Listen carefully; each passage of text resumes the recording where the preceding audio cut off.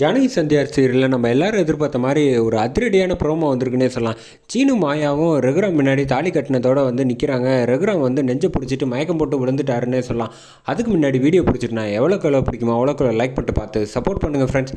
இந்த பக்கம் மாயாவை பற்றி வந்து பெருமையாக பேசிகிட்டு இருக்காங்க. நம்ம ரகுராம் வந்து கோவிலில் நான் வந்து மாயா வந்து லைட்டாக தப்பாக நினச்சிட்டேன், ஆனால் அவள் வந்து நம்ம குடும்பத்தை காக்க வந்த குலசாமி மாதிரி நடந்துக்கிட்டு இருக்கா, எனக்கு வந்து மூத்த மகன் மாதிரி நடந்துக்கிட்டு இருக்கா அப்படின்னு என்னங்க சொல்கிறீங்க அப்படின்னோன்னே, ஆமாம் ஜானகி, ஏற்கனவே சிவா விஷயத்தில் வந்து பஞ்சாயத்தில் வந்து அவள் தான் நம்மளை வந்து காப்பாற்றினா, நல்லா ஞாபகப்படுத்திப்பார்.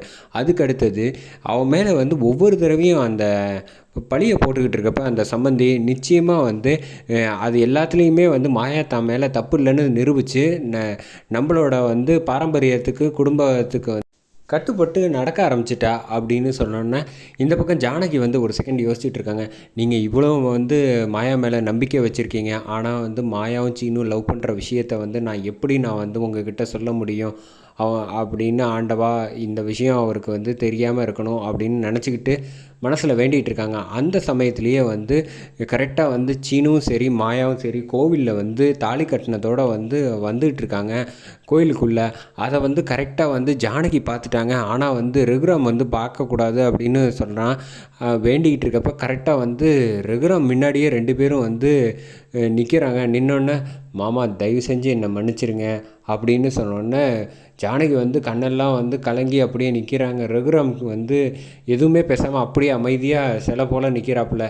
நானும் சீனுவும் வந்து லவ் பண்ணோம், அந்த விஷயத்த உங்ககிட்ட வந்து சொன்னால் நீங்கள் யாருமே குடும்பத்தில் ஏற்றுக்க மாட்டேங்கிறனால தான் நாங்கள் வேறு வழி இல்லாமல் நாங்கள் ரெண்டு பேரும் வந்து கல்யாணம் பண்ணிக்கிட்டோம், தயவு செஞ்சு என்னை மன்னிச்சிருங்க அப்படின்னு சொன்னோன்னே அதிர்ச்சியாகி லைட்டாக வந்து நெஞ்சை பிடிக்கிறாப்புல நம்ம ரகுராம் பிடிச்சிட்டு அங்கேருந்து தூணில் அப்படியே சரிஞ்சு விழுந்துடுறாரு. சரிஞ்சு விழுந்தோன்னே வந்து ஜானகி வந்து ஏங்க எந்திரிங்க எந்திரிங்க, என்ன ஆச்சு, இப்படி அவங்களுக்கு ஆகணும் அப்படின்னு சொன்னோன்னே மாயாவும் சீனும் ஓடி வராங்க. ஓடி வந்து தயவு செஞ்சு என்னை மன்னிச்சிருங்க மாமா, நான் வேணுன்ட்டு எதுவும் செய்யலை அப்படின்னு சொல்லி கத்திட்டு இருக்காங்க. தொடாத ராணி, உங்கள் ரெண்டு பேரால் எவ்வளோ நம்பிக்கை வச்சுருந்தேன், இப்படி வந்து நீங்கள் அவர் இப்போ கூட சொன்னார் உன்னை வந்து இந்த குடும்பத்தை காக்க வந்த குலசாமின்னு சொல்லிக்கிட்டு இருந்தார் மாயா, அதுக்குள்ளே வந்து நீ இப்படி ஒரு விஷயத்தை ரெண்டு பேரும் செஞ்சுட்டு வந்து நிற்கிறீங்களே, என்னால் ஏற்றுக்கவே முடியாது அப்படின்னு வந்து கத்திக்கிட்டு இருக்காங்க.